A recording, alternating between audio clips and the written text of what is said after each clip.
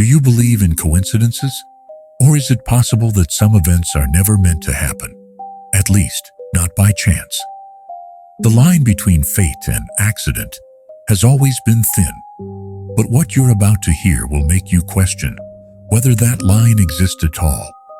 In just a few minutes, I'm going to tell you a story that began with a roar in the heavens and has yet to find its end. Yes, you heard that right, it hasn't ended.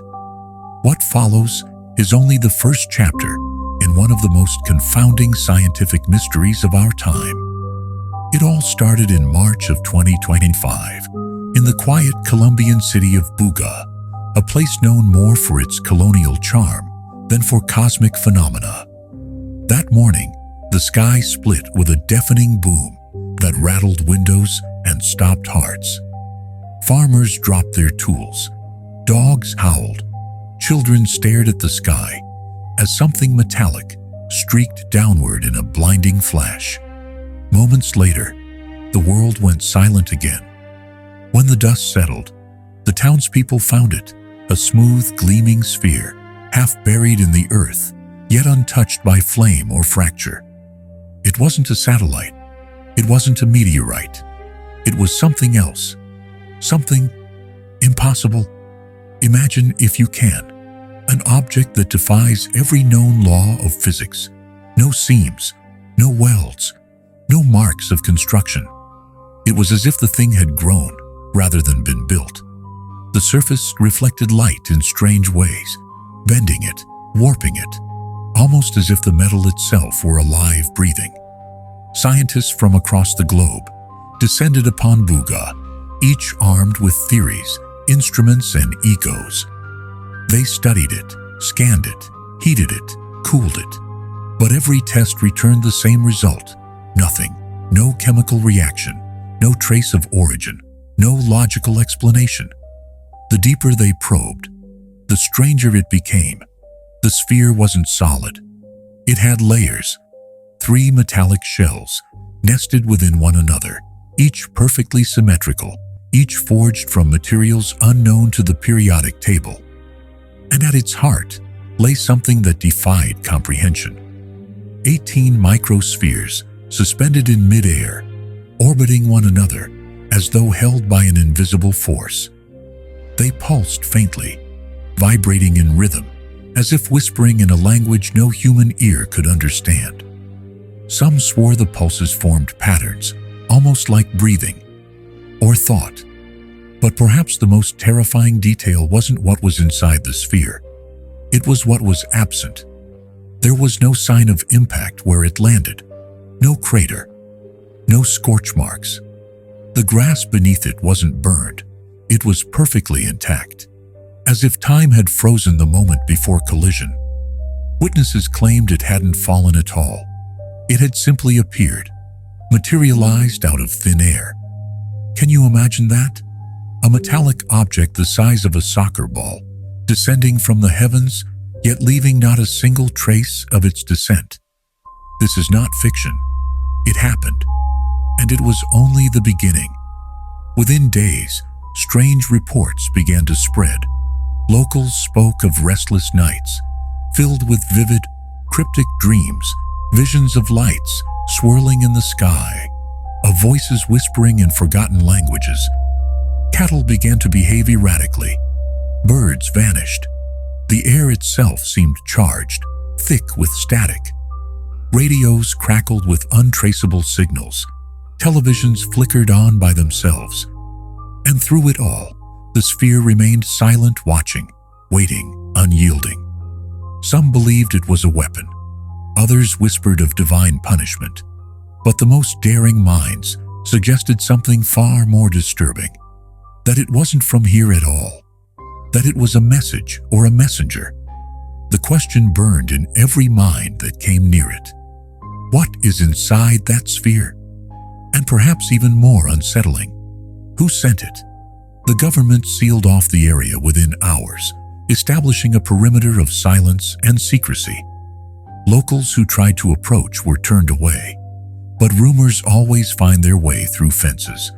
Scientists, soldiers, priests, and skeptics Each came seeking answers, and each left with more questions than before. The closer they got to understanding it, the more the sphere seemed to change, as if aware of being observed. Some even claimed it emitted a faint hum when no one was near, a sound too low for microphones to capture, but impossible for the human body to ignore. And now, before we go any further, I need you to do something important. Take a deep breath, because what I'm about to share in the coming chapters might change everything you think you know about reality, about the nature of time, matter, and consciousness itself. The events that unfolded after that night in BUGA are not accidents. Nothing about this was coincidence. There are forces at play that stretch far beyond our comprehension. So, I'll ask you once more, are you sure you're ready to know the truth? Because once you begin to see the pattern behind what happened next, there will be no turning back. The veil that separates what is from what should never be known will begin to tear, and when it does, you'll have to decide whether you wish you had never looked up that night when the sky first broke open. Have you ever stopped to wonder what a child can perceive, what subtle tremors of reality their minds can feel long before adults even sense that something is amiss? In the very heart of this unfolding mystery stands a boy named Pedro, barely 5 years old, whose small hands began tracing patterns no one could comprehend. Weeks before the metallic sphere was transferred to Brazil for analysis, Pedro's crayons began to sketch strange, intricate shapes, geometric patterns identical to those carved into the sphere's surface.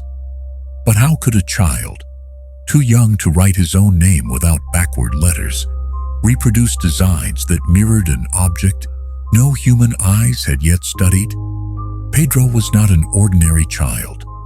There was an intensity behind his gaze, a quiet gravity that seemed almost ancient. While other children filled their pages with houses and stick figures, Pedro's drawings evolved into constellations of circles, spirals, and fractal lines so complex they seemed to move when stared at for too long. His parents thought it was a phase, a curious imagination, but those who looked closely felt something different, something alive in those drawings, something that seemed to vibrate with meaning.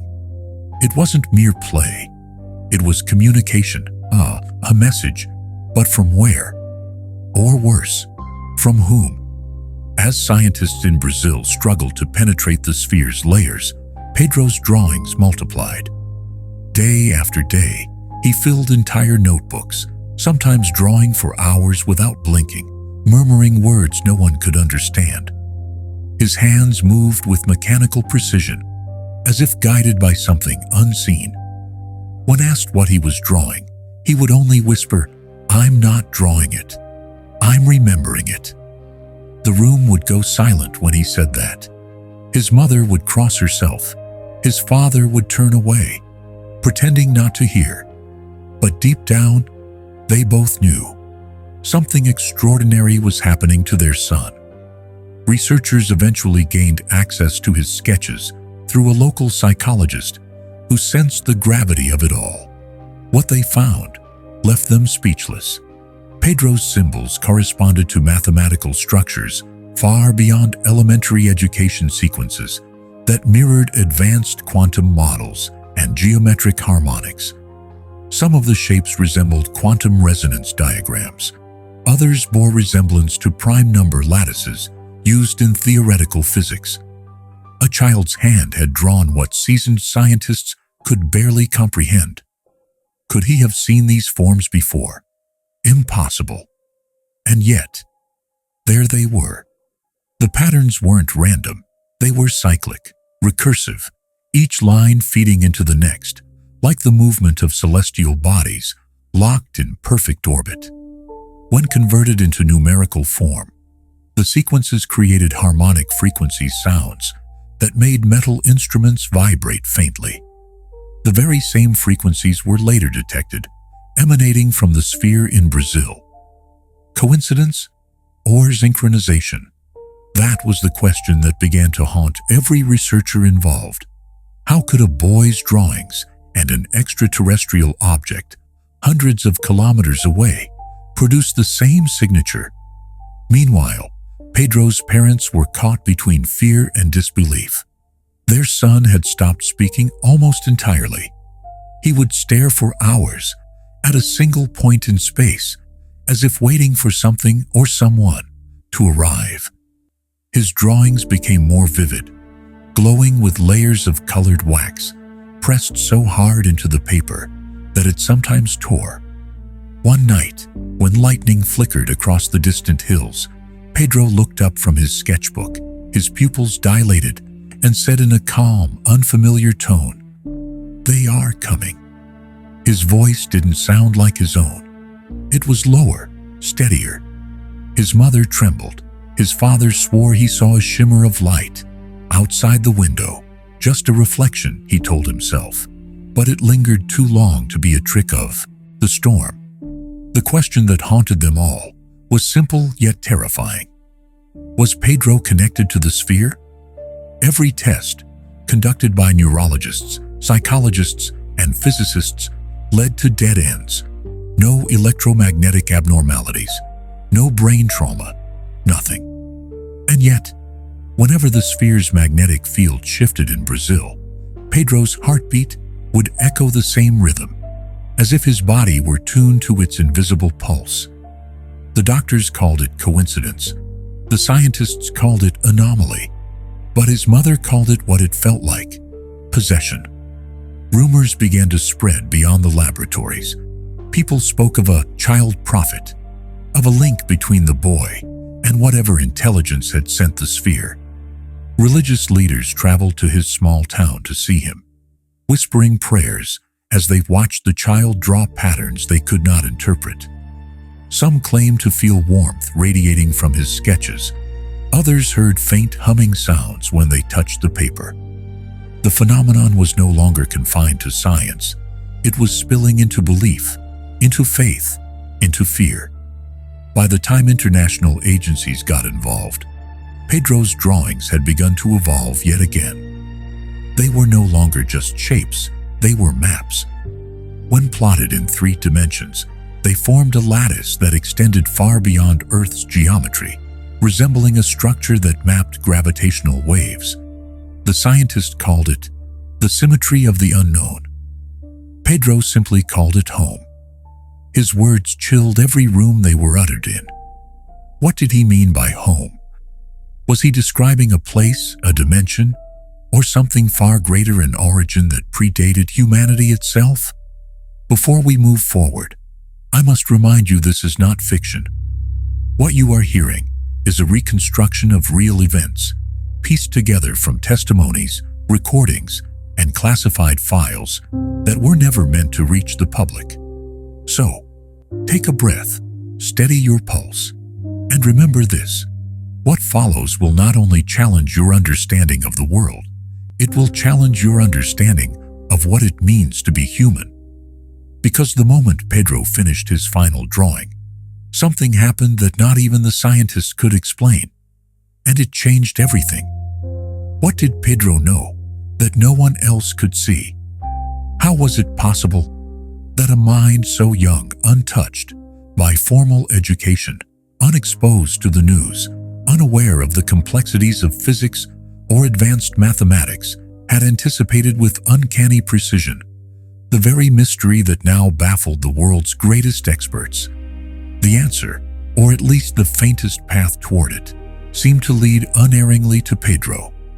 But what unsettled everyone most was not merely what he knew, but what he felt deep within, a feeling that transcended logic, reason, and the limits of human understanding. Unlike adults, whose minds are tightly bound by learned rules and rigid concepts of reality, a child like Pedro dwelled in a realm where the impossible did not exist. For him, the walls that separate the known from the unknown were as thin as mist, transparent, and easily crossed. It was this absence of boundaries that perhaps allowed him to truly see the incomprehensible, when it touched their world. The metallic sphere, inscrutable and alien, had no terror for Pedro. He didn't question why it was there or how it worked. He simply felt compelled to draw, as if his very hand was an instrument for a silent, urgent command from somewhere far beyond human reach. It was an ordinary morning in the Silva household in Vila Madalena, São Paulo. The sun had barely begun to slip through the cracks in the kitchen window as Marina, Pedro's mother, prepared coffee in the quiet calm. Outside, barefoot and dirt-smudged, Pedro sat in the garden, his fingers tracing intricate shapes in the dry earth spirals coiled with surgical precision, triangles nestled inside circles, lines weaving together like a forgotten language written long before time. Marina watched from the window, amused by her son's unusual fascination with what she called weird symbols. Little did she know that this morning would mark the threshold into a reality far beyond her comprehension. There was something different in Pedro's movements today. His drawing was frenetic, hurried, as if he raced against a clock only he could hear. Suddenly, the sharp ring of the telephone sliced through the stillness.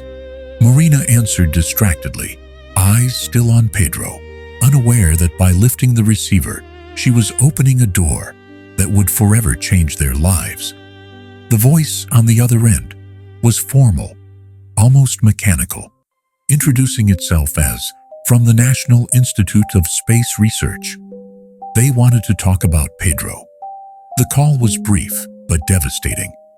Someone had seen Pedro's drawings photos Marina had shared innocently on social media weeks earlier, proud of her son's curious talent. What they discovered was nothing short of staggering. The patterns in Pedro's sketches matched with over 94% accuracy the designs found on the metallic sphere, now housed in a secret Brazilian laboratory after its fall in Colombia. The scientists were stunned, and now they wanted to study Pedro. Hands trembling, Marina hung up the phone and looked out to see Pedro standing motionless, staring at her with an expression far too knowing for his age. It was as if he had already anticipated the call, as if this moment had been etched into the fabric of his existence long before it arrived. Slowly, barefoot on the cool floor, he approached her, eyes wide and calm, and in a voice both chilling and certain he said, "They're coming for me today." Time seemed to stop. That sentence hung in the air like a prophecy of verdict. Marina, still reeling from the conversation, faced her son's gaze, which held no fear but profound acceptance, a certainty that he was simply playing out a role written long before he was born. The gravity of his words anchored itself in her heart. What was happening to Pedro was no accident. It was destiny. Can you imagine the terror of hearing your own child speak with such clarity about a reality you cannot begin to grasp? The helplessness of knowing you cannot protect him from a force that has no shape, no name, no explanation? What dark knowledge does Pedro possess? How does a child understand what the world's greatest minds cannot? And most hauntingly, why him? Why was he chosen over a physicist, a mathematician, or a seasoned scientist? What unique gift or curse set Pedro apart? If you haven't done so yet, pause now and hit that like button and subscribe, because what comes next will shatter everything you thought you knew. This is not a story about science or faith. It is about the mysterious space between the two. And in that space, Pedro holds the key. Do you believe that a child could hold knowledge beyond the reach of the brightest scientific minds? Marina Silva, once just another mother in Vila Madalena, could never have imagined that her quiet life and the life of her 5-year-old son, Pedro, was about to intertwine with one of humanity's greatest and most guarded secrets. The phone rang again, the same calm, precise voice from the National Institute for Space Research. This time, The man introduced himself with unnerving composure. Dr. Roberto Mendez, director of the Division of Anomalous Studies. He wasted no time. He spoke of urgency, of patterns that defied coincidence, and of a child whose drawings were anything but random. Marina's breath caught in her throat. Over the past few months, she had seen subtle but undeniable changes in Pedro. Not in his demeanor. He was still sweet, affectionate, soft-spoken, but something deeper, something within. His drawings had become more frequent, more intricate, and accompanied by inexplicable bursts of intelligence. Once, in less than 3 minutes, he solved a 7-layer Rubik's Cube he had never touched before. On another occasion, he filled an entire wall with a pattern so complex that, when analyzed by an engineer friend of the family, revealed precise proportions of the Fibonacci sequence. How could that be possible? What kind of mind, what kind of connection could produce such perfection? Dr. Mendez did not ask for permission. He summoned them to the institute. His tone carried authority, but beneath it, an almost trembling curiosity. Something inside the recently arrived sphere had begun to behave erratically, and for reasons no one could explain, it demanded the boy's presence. Marina hesitated. She wanted to refuse, to protect her son from whatever invisible net was tightening around them. But deep within, an instinct older than reason whispered that resistance was futile. Somehow she knew the sphere and her son were bound by threads woven far beyond human understanding. Only days earlier, the object that had fallen from the skies over BUGA, Colombia, had been secretly transported to an underground facility in São Paulo. Since its arrival, instruments failed, magnetic fields warped, and sensors glitched until, curiously, the moment the scientist first drew Pedro's drawings, then everything stabilized. Coincidence or communion? The ride to the institute began in uneasy silence. The official car cut through the city's arteries of traffic, while Marina tried to mask the tremor in her hands. Pedro sat in the back seat, calm, distant, gazing through the window, as if watching a world invisible to everyone else. Then, without warning, he spoke in that serene, measured voice that always unsettled her. "Mom, have you ever seen the shapes that dance?" She looked at him, confused. "They're everywhere," he continued softly. "Circles inside circles. And they make music, Amis, but it's a kind of music you can't hear with your ears." The air inside the car grew colder. Marina's heart skipped a beat. She didn't know it yet, but Pedro was describing the oscillations, the silent harmonic frequencies emanating from the sphere itself. The institute loomed like a fortress buried beneath layers of concrete and secrecy. When they arrived, Dr. Mendez awaited them at the entrance to the subterranean complex. He was not what Marina had expected. No lab coat, no sterile detachment. His face was worn by sleepless nights, yet his eyes gleamed with feverish intensity. He studied Pedro for a long moment, then said only one word, "Finally." It wasn't a greeting, it was recognition, as though the boy before him was not a new subject, but a long-awaited constant in an equation far older than their meeting. Pedro said nothing. He simply looked past the man, toward the heavy doors leading deeper underground toward the sphere. They walked through endless corridors of steel and shadow until they reached the containment chamber, a vault sealed behind magnetic shielding and surveillance arrays. For days, the sphere had remained inert, its metallic shell reflecting only the dull light of the monitors. But before they even entered the chamber, alarms began to flicker. The air hummed. The walls vibrated faintly. The sphere, unseen behind its barriers, had begun to glow, responding not to sensors or machines, but to Pedro's presence. The scientist froze. Dr. Mendez turned toward Marina. his voice barely a whisper. "It recognizes him?" The words shattered the silence like glass. What did he mean, recognizes? How could a lifeless object, without circuitry, without biological function, display awareness? How could it wait for someone? None of the researchers dared say what all of them were thinking, that the sphere might be alive, not in any organic sense, but in a way that implied consciousness, a form of intelligence that had been watching, waiting. Pedro walked toward the observation window, drawn as though by gravity itself. He lifted his small hand and placed it against the reinforced glass. Instantly, the sphere flared. Streams of light cascaded across its surface, forming patterns identical to those Pedro had been drawing for weeks, the same spirals, the same geometric symmetries. It wasn't coincidence, it was conversation. The air grew electric, humming with invisible energy. Every monitor spiked, lights flickered, and still Pedro stood calmly before the pulsing orb, eyes fixed, lips slightly parted. "Do you see it?" he whispered, though no one knew to whom he spoke. On the screens, the light patterns rearranged themselves, lines converging, separating, spinning faster, as though the sphere were answering him. "It's singing," Pedro murmured, tears welling in his eyes. The scientist could not hear it.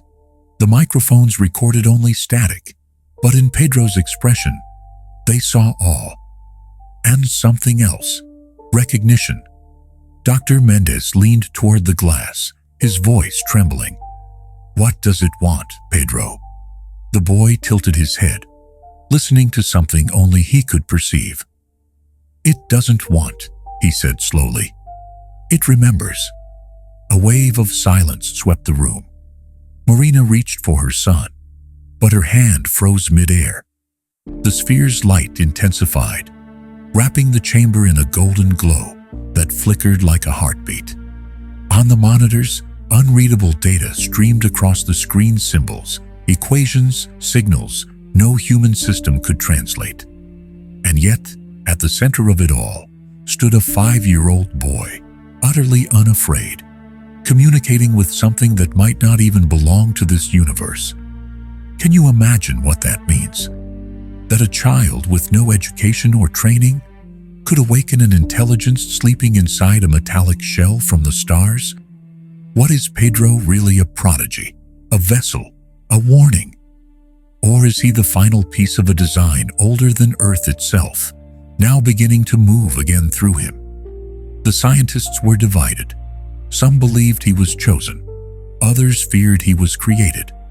Marina, torn between wonder and dread, could only cling to one thought, that whatever her son had become, he was no longer just hers. If you've followed this far, take a breath and prepare yourself. Because what happens next will not only challenge science and faith, but the fragile boundary between them. The sphere is no longer silent. It has awakened. And what it has to say, the world is not ready to hear. Do you believe that certain encounters are not coincidences, but rather the unfolding of a pattern written long before the moment arrives? When Marina and Pedro stepped through the gates of the National Institute for Space Research, it felt as though the world outside had dissolved into silence.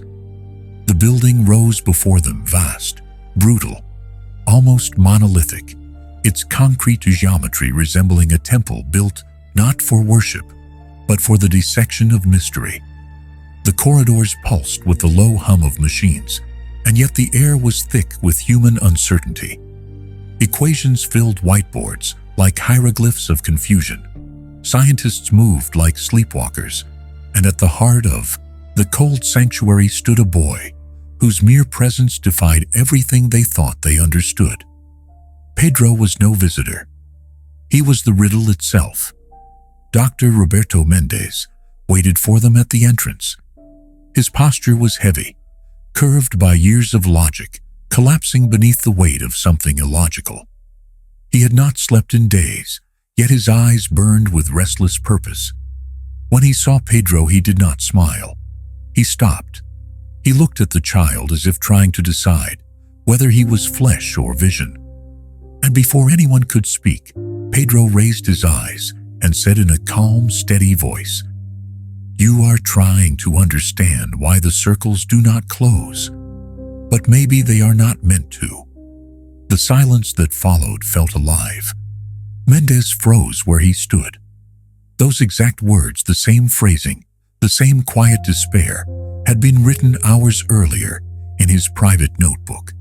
A thought locked inside his mind, one that no one could have known. Yet here it was, spoken by a 5-year-old boy who could not possibly have read it. Marina's legs trembled. She had seen Pedro do strange things before, sense moods without being told, answer questions before they were asked, finish sentences that had never left anyone's lips. But now she stood before a man with 3 doctorates, a mind built on empirical certainty, and even he was undone by the child's words. Pedro was not a mirror of faces. He was a mirror of intentions. Dr. Mendez cleared his throat, fighting the disbelief, tightening his chest, and whispered, "I think you understand more than any of us." Pedro merely nodded, as though the statement were not praise, but a truth he had long accepted. They moved through underground corridors that smelled faintly of ozone and metal. Marina tried to calm her breathing, though her heart drummed out a rhythm of panic. Pedro's gaze drifted from wall to wall, as if he already knew this place by memory. Dr. Mendez led them forward with the measured pace of someone walking toward revelation and ruin at once. His voice, low and deliberate, explained that the sphere had remained dormant, almost inert, except for subtle responses to certain frequencies, magnetic shifts, and atmospheric changes. None of those triggers, however, had produced anything close to what they had witnessed when Pedro's drawings were shown to it. That moment had changed everything. The sphere had reacted not to science, but to the boy. They arrived at the chamber known as Alpha Room. It was a sealed vault, encased in armored glass and electromagnetic shielding, surrounded by a halo of sensors, cameras, and motion detectors. At its center rested the sphere, black, flawless, and motionless. Its surface so pure, it reflected no light, yet seemed to contain its own inner glow. Even in stillness, it radiated a kind of awareness. A low vibration felt more in the bones than in the ears. Pedro stopped before the glass and said nothing. His small hand hovered in the air. The sphere shimmered faintly, a subtle pulse of light that seemed to emerge not from reflection, but from recognition. Marina's breath caught. She was watching communication in its most impossible form, thought answering thought. Dr. Mendez said nothing. His eyes followed the child, not as a scientist studies a subject, but as a man faces the divine without faith to shield him. He turned to Marina and spoke with unguarded honesty, his voice raw. Science is no longer enough. This child, he feels the sphere. It is empathy, you, not analysis. They share a frequency. Marina wanted to reach for Pedro, to pull him away, but every instinct that once urged protection now whispered stillness. Pedro did not look frightened. He seemed home, or perhaps not home at all, but finally fulfilling the purpose for which he had been born. Pedro looked up at the doctor. "Is she afraid too?" he asked. The simplicity of the question struck like thunder. For weeks, the scientists had cataloged the sphere's reactions, but no one had dared to consider that it might feel. Before anyone could respond, the faint glow vanished. A heartbeat later, intricate geometric lines began to ripple across its surface, spirals within spirals, repeating endlessly. They were identical to the ones Pedro drew in the dirt of their backyard. Marina covered her mouth to keep from crying out. It was not imitation. It was dialogue. The sphere was answering him. The connection deepened. The air itself seemed to bend. Clocks slowed. A heavy silence descended, as though the room had been pulled out of time. Pedro pressed his palm to the glass. The instant his skin met that cold barrier, every monitor in the control room went black. The hum of electricity died for exactly 3 seconds. When the power returned, sensors showed a localized surge of heat surrounding Pedro, an invisible field blooming from his body, wrapping around him like light unseen. The technicians whispered words that failed before they left their tongues. Dr. Mendez only stared. This was not human technology. It was something older, more deliberate, something waiting for recognition. Marina's fear gave way to awe. The emotion that gripped her had no name. It was the sensation of standing at the threshold between two realities, the familiar one of earth and breath, and another, vaster, ancient, and waking. Pedro's eyes were closed now. When he spoke, his voice carried both exhaustion and reverence. She wants to show something, but not yet, only when it is safe. Mendez met his gaze, searching for meaning, but found none that his mind could hold. The air felt charged, as though an unseen storm were gathering its first breath. Everyone in that room understood that something was forming, something that didn't belong to this world, or perhaps to any world that still existed in time. Pedro stood still. The sphere's surface glowed once more, faint but steady, like the calm breath before revelation. In that golden half-light, Mendez finally whispered, the thought that none of them dared to voice aloud. Maybe she has been waiting for him all along. Marina's knees weakened. Her son did not move, his eyes still locked on that impossible object, his reflection shimmering on its dark curve. The sphere pulsed once more, 3 rhythmic flashes, and then everything went silent again, as if both child and machine had reached the end of a sentence only they could understand. If you have followed this far, do not look away. The next moment will tear apart everything that holds the fragile balance between reason and faith. The sphere is no longer merely awake. It is aware. And what it remembers, what it intends to reveal, will change not only the lives of those who stand before it, but the very definition of what it means to be human. The message has not yet been spoken, but it is coming. And once it begins, nothing will ever be the same. Have you ever wondered whether time, as we perceive it, is merely a construct of our limited minds? Perhaps the divisions we impose, past, present, and future, are not distinct, separate places, but rather layers intertwined within a singular, elusive reality. Within the cold, concrete walls of that clandestine chamber, Pedro was poised to utter a phrase that would shake even the most skeptical scientists to their core, challenging every foundation they had built their understanding upon.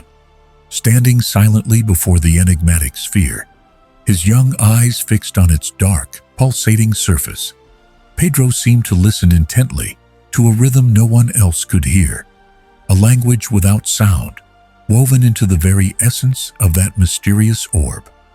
The patterns of light within danced hypnotically, flowing in and out of existence like fleeting memories or secrets whispered from a time beyond comprehension. Marina's gaze remained locked on her son, a complicated mixture of fascination and dread roiling beneath her calm exterior. Pedro remained utterly still, unmoving, as if trapped in a trance, his pupils dilating with the intensity of a soul seeking to grasp something long forgotten, something no one alive had ever experienced. Dr. Roberto Mendez stood nearby, his face taut with tension, his mind scrambling to record every detail while grappling with the bitter truth that science, in all its empirical rigor, might not hold the answers he so desperately sought. And then, breaking the profound silence that hung over the room like a shroud, Pedro spoke, his voice soft but unyielding. She isn't from far away. Mendez frowned. Puzzled by the cryptic statement, Pedro added slowly, "She is from when?" Those words lingered in the air like an invisible specter, unsettling and heavy with implication. From when? What did that mean? Everyone at the Institute had assumed the sphere's origin was extraterrestrial, a remnant of some distant civilization beyond the stars, perhaps from another solar system or even a different galaxy. Yet Pedro was suggesting something far more terrifying, far more complex. The sphere was not a visitor from a place, but from a time and entity that traversed temporal dimensions rather than spatial ones. The notion of an artifact that journeyed through time, shattered every scientific paradigm, and ventured deep into the realm of the unknown, the unknowable. Marina shivered, an icy tremor racing down her spine, as she realized her 5-year-old son was articulating concepts that even the most learned adults struggle to comprehend.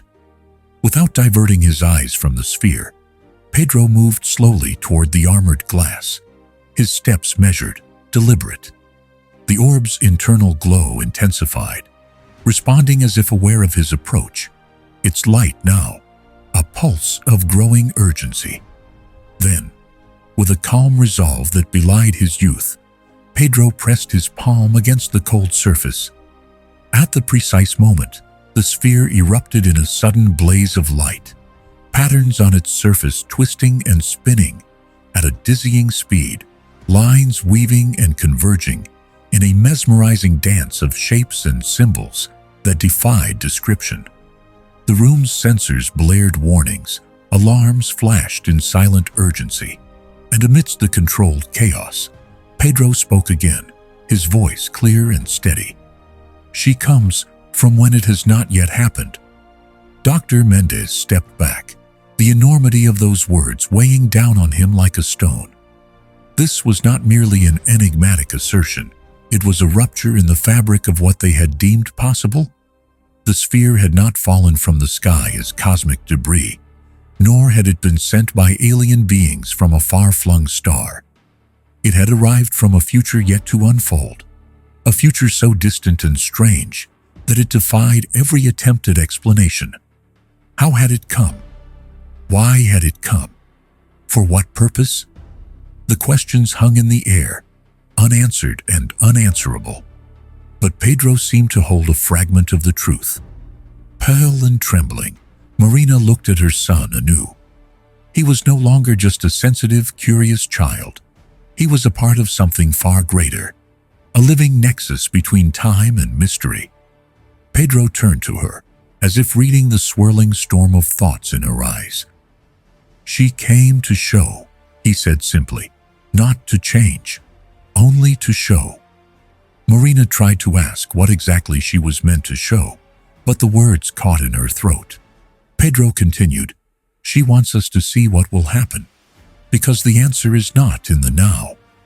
Dr. Mendez drew a deep breath, the weight of shattered hypotheses pressing down upon him. A device from the future, sent back through time to be observed by a child. The notion bordered on impossibility, yet there it was, impossible and undeniable, glowing quietly before them. The sphere began to vibrate subtly, the floor beneath their feet trembling just enough to remind them of the power contained within that silent object. Its light now pulsed in perfect harmony with Pedro's heartbeat, a biological rhythm that the Institute's sensors registered with scientific precision. Mendez knew, without a shadow of doubt, that the artifact was attuned to Pedro's very being. It recognized him, responded to him, and more than that, it depended on him. Pedro was no longer merely a visitor, he was the key, the catalyst without which the sphere remained dormant, incomplete. In that charged moment, the sphere's glow shifted, morphing from a blinding white into a deep, stormy blue, like the sky before a tempest breaks loose. Pedro kept his hand pressed to the glass, eyes closing, as if to listen to a voice only he could hear. The room fell into a profound silence, Not even the machines dared disturb the moment. Marina stepped forward, fear tightening her chest, but Mendez raised a hand to stop her. "Do not interfere," he said quietly, reverence tinged with dread in his voice. Then, as if concluding a conversation no one else could join, Pedro opened his eyes and whispered, "She will show, but not to everyone." Mendez stepped closer, searching the child's face for meaning. "Show what?" he asked. Pedro's reply was grave, charged with weight. "What can still be avoided?" Those words struck like thunder in the quiet room. Was this a warning? A prophecy? The sphere was not simply revealing secrets or hidden knowledge, it was trying to caution them. But caution against what? Against whom? Exhausted yet resolute, Pedro pulled his hand away and stepped back. The sphere's light dimmed, retreating into silence and darkness once more. Yet everyone present knew it had spoken, and only Pedro had understood its message. Marina sank to her knees beside her son, embracing him tightly. He murmured softly in her ear, "Now it begins. If you have remained with us this far, do not close your eyes or turn away. What lies ahead will challenge every certainty you hold about time, destiny, and what it truly means to be alive. This story is only just unfolding, and the next revelation promises to be more incredible than anything you have yet imagined. Have you ever woken from a dream so vivid, so piercingly real, that for a fleeting moment you convinced yourself it had truly happened? What if I told you that some of these dreams are not mere echoes of the past, but glimpses into a future that has yet to unfold? When Pedro finally opened his eyes, after the intimate contact with the sphere, his expression was transformed, no longer weary or frightened, but profoundly awake, as if he had glimpsed a truth so overwhelming that the rest of us were still too fragile to bear. His gaze swept slowly across the room, resting first on his mother, Marina, and then on Dr. Roberto Mendez. With the startling simplicity of a 5-year-old, he said, "She holds memories of tomorrow." Silence swallowed the room. That phrase was both preposterous and irresistibly alluring. What could it truly mean to hold memories of a day not yet born? Pedro spoke with a quiet certainty, as though merely repeating a message whispered deep inside him, about two kinds of memory, one that comes after events have passed, and another far rarer and more elusive, that arrives before anything happens. This second memory is fragile and delicate, not shouting for attention, but whispering in shadows, like dreams that refuse to fade upon waking, leaving behind traces etched deep into the soul. When one learns to see with the right eyes, these memories reveal themselves not in words, but in sensations, symbols, and patterns that dance invisibly at the edges of consciousness, like faint echoes of moments yet to be lived, but already inscribed in the fabric of existence. The sphere was the vessel of these future memories, and somehow Pedro alone could unlock their meaning. A heavy, suffocating silence draped over the room as the steel doors slid open with a mechanical hiss, announcing the arrival of Dr. Helena Rodriguez, one of the nation's foremost experts in quantum physics and temporal theory. Her expression was grave, as though she had already witnessed too much and still hungered for answers that eluded her grasp. Clutching reports, charts, and a tablet filled with the latest readings from the sphere, she paused mid-step. When her eyes met Pedro's, there was a palpable shift in the atmosphere, an electric charge that seemed to hum in the air. Instinctively, Helena knew this child was not merely a subject for her calculations. He was something entirely different, something beyond formulas and equations. "We are detecting fluctuations in the electromagnetic field of the chamber," Helena announced, her voice steady though laced with tension. "The sphere's pulse is synchronized with Pedro's heartbeat."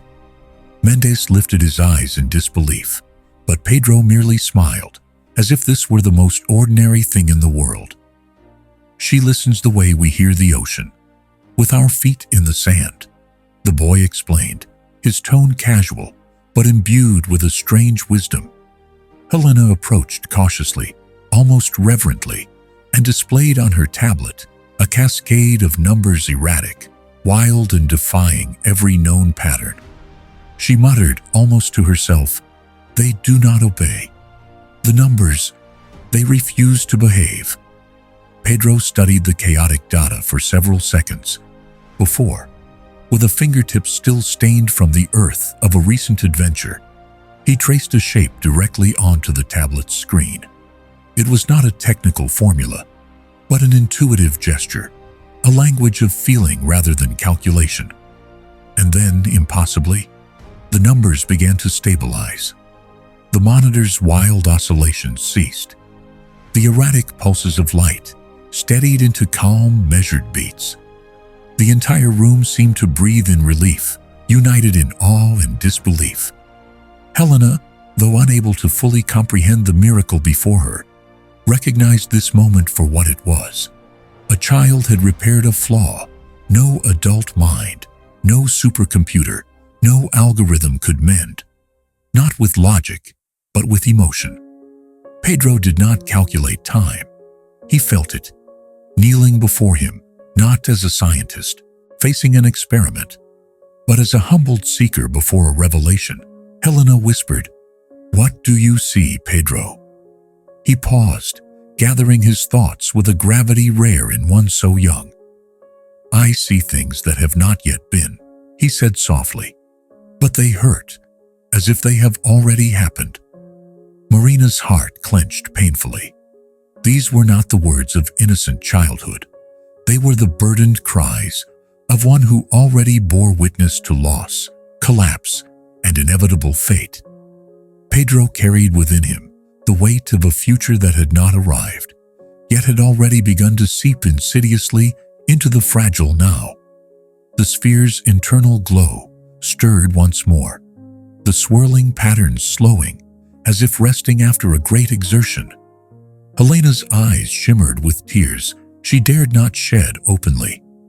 Her life's work had been devoted to understanding time as a river of endless possibilities, yet Pedro had shown her a different truth, that time was a living tapestry woven with emotions, pain, and memory. The sphere was no mere technological artifact. It was a repository of untold stories yet to unfold, and Pedro was its silent reader, deciphering a book no one else could open. Mendez began to grasp that what lay before them was not an object to be studied, but a phenomenon unfolding, a rupture in the known laws of reality, inscribed by a child who might not yet understand the profound scope of his role, or perhaps understood it all too well. Pedro showed no fear, only a deep, melancholic exhaustion, and an unshakable certainty that everything was part of a grander design, one that remained hidden from everyone present. "She wants to show us something," Pedro repeated, his voice steady despite the weight of his words. "But not all at once. Because if we see everything, we break." Helena understood immediately. The human mind was simply not equipped to grasp the full expanse of the future all at once. It would be like trying to breathe underwater, impossible and fatal. So the sphere revealed its secrets in fragments, like fleeting dreams, and Pedro was the filter, the channel. He needed not reason with logic, but feel with his soul. And therein lay the danger, as well as the sanctity of their situation. If you are still with me following this unfolding tale, I implore you now to like this story and subscribe to the channel. For what is coming next will challenge every belief you hold about time, identity, and destiny. The sphere is awakening, and Pedro, though he has not asked for it, already carries within him the echoes of a future we may not be able to change. Have you ever imagined the existence of a map of the future? Not a mere blueprint or plan of intentions, but a living, breathing representation in constant flux, a dynamic tapestry depicting what is yet to come. When Pedro turned his gaze once more to the intricate calculations displayed by Dr. Helena Rodriguez, his eyes seemed to pierce through the tangled mesh of numbers, not seeing barriers, but windows, portals into something far beyond conventional understanding.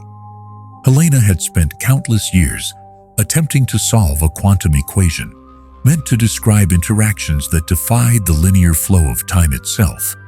Yet something was always missing, an elusive connection, a thread of coherence that refused to reveal itself.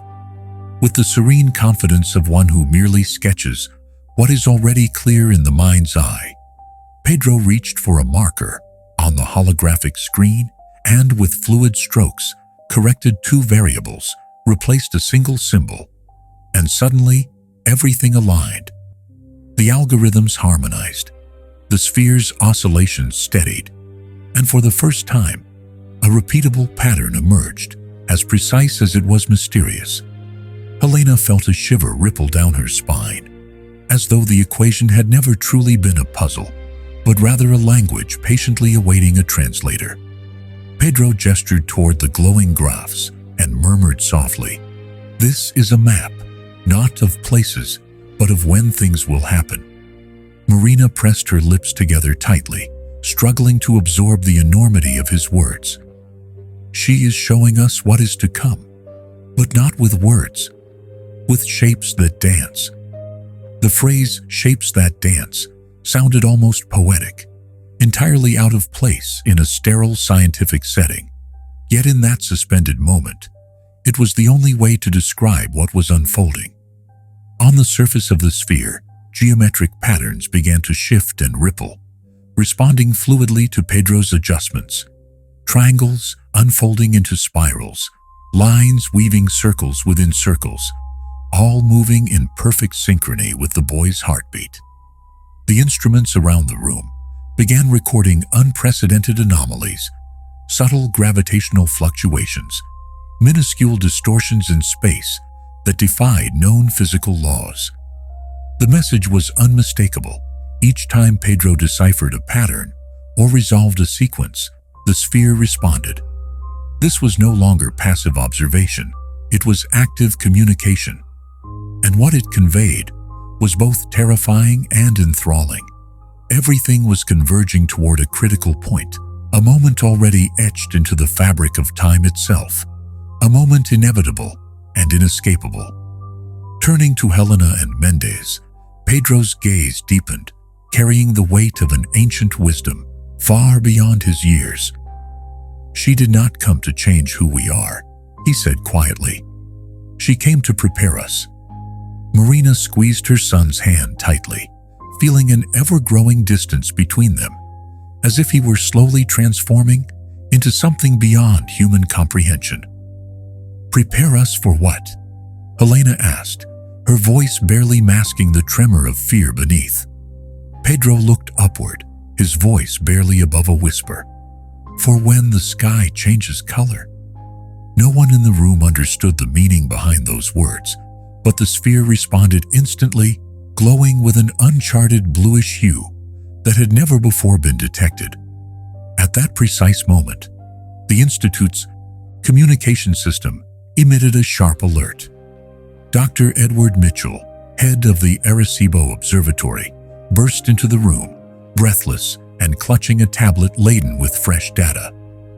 "We have detected pulses identical to the spheres emanating from two other points in the sky," he reported urgently. "They are in perfect synchronization, separated by thousands of light years. This cannot be coincidence." Pedro lowered his head calmly and murmured, "They are her sisters. They are coming." Helena's eyes widened in disbelief. The sphere was not a solitary anomaly. It was the first, a precursor. Others were already approaching, closing in on Earth. Mitchell, bewildered and alarmed, asked, "Does this mean an invasion?" Pedro shook his head slowly, his expression resolute. "No, they aren't coming to destroy. They come to remind. He gestured once again toward the ever-shifting designs on the sphere's surface, which now seemed to form a kind of visual language, fractals repeating endlessly like letters of an alphabet no one had ever seen before. They carry the future, but we will only understand it if we are ready. Marina sat quietly, the distance between her and her son growing with every passing moment. Pedro no longer belonged solely to the world she had raised him in. He was a fragment of a far greater story. The concept of a non-destructive evolution left Helena momentarily paralyzed. They had all been conditioned to expect threats, invasions, wars, cataclysms born of fear and destruction. But this was something entirely different. These spheres, these temporal consciousnesses, arrived not with violence, but with information. They bore something like a seed of tomorrow, something that could not be comprehended through fear or resistance, but required a new form of sensitivity, a fresh perception of reality. Time is not broken, Pedro declared, his voice firm. It is only bending, so we can see it differently. At that moment, all the lights in the room flickered and dimmed. The power went out for 3 heartbeats. When it returned, the sphere had shifted without sound, without any detectable movement. It had simply moved, impossibly closer to the reinforced glass, as if to make one thing perfectly clear. The era of passive observation was over. The time to respond had come.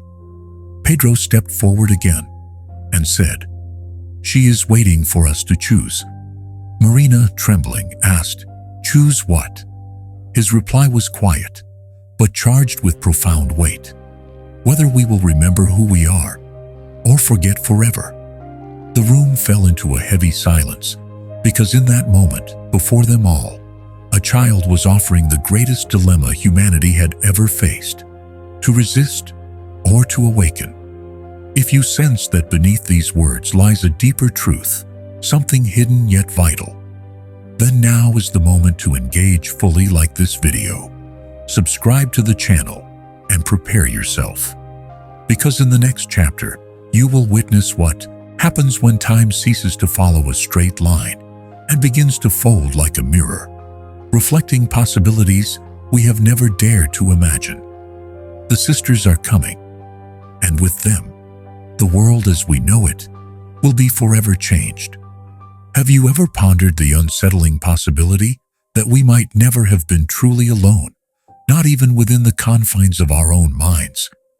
That some ancient presence has watched us since the dawn of time, not as a distant observer, but as something nested deep inside, patiently awaiting the moment when we would be ready to remember.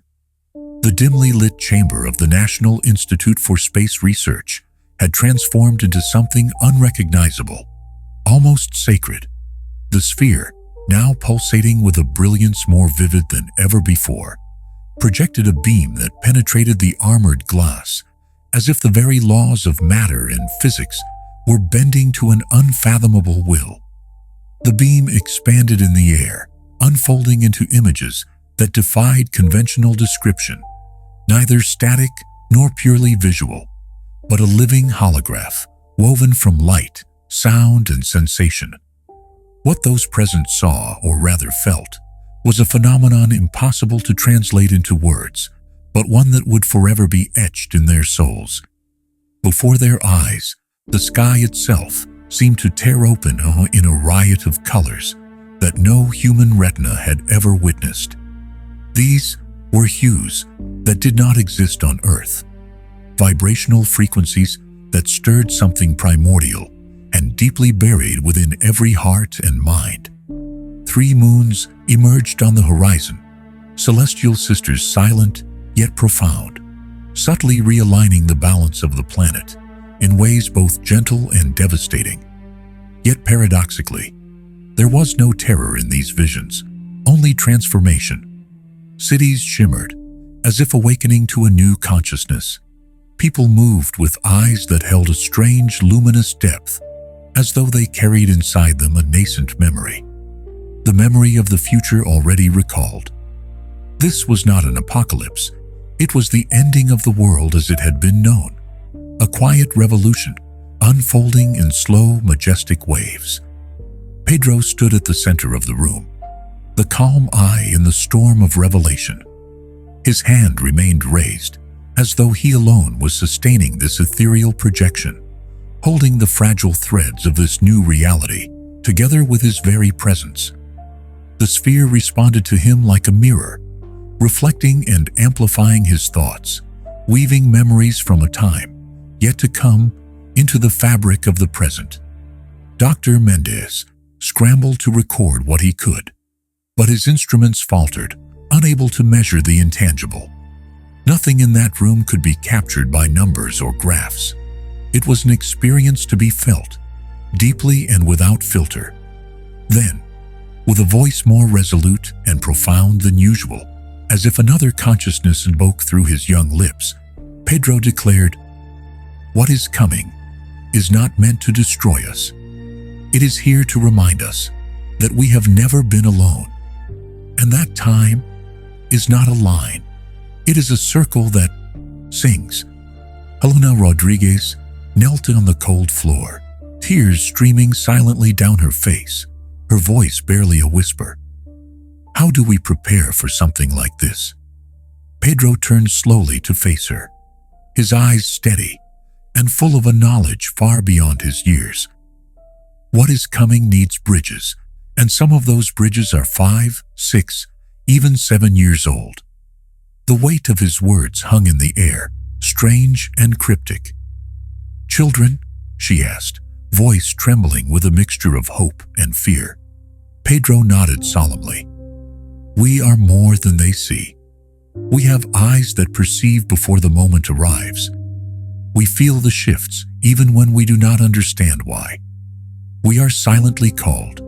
I am only the first." Marina covered her mouth, trembling uncontrollably. Her son was no longer just hers. He was one among many, awakening to a new reality, a new destiny.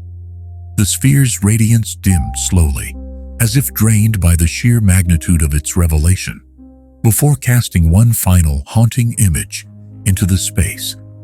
Earth as a planet, free of borders and divisions, unified by a shared memory that pulsed not just beyond the stars, but within every beating heart.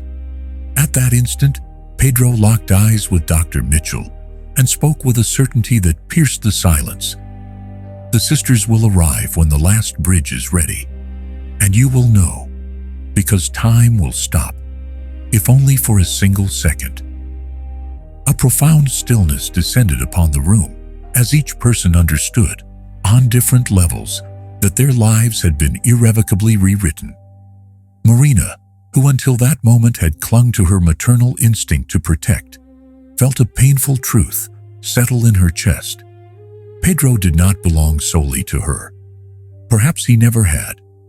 He was of a time yet to come, of a humanity yet to be born.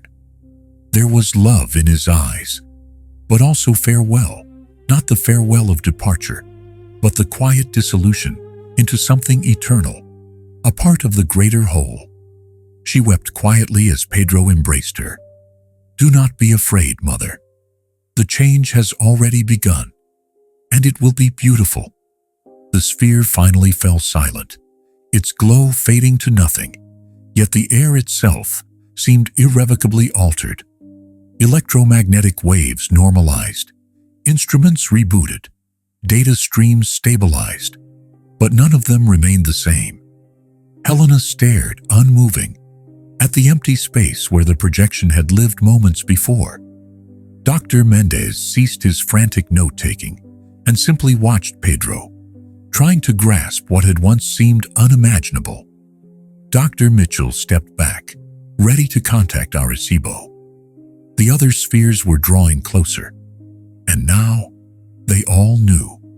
The world must prepare, not with weapons, not with technology, but with remembrance. And you? Are you ready to remember? Ready to perceive what has always lingered at the edge of understanding, whispering through dreams, hidden in signs we have long ignored. What Pedro revealed was not a warning. It was an invitation not only for scientists or gifted children, but for all who sense something coming, something that cannot be explained by logic, but resonates within the cells, trembles in the silence. The sky will change its color. The 3 moons will arrive. And when that moment unfolds, the only question left will be, can you hear the shapes that dance?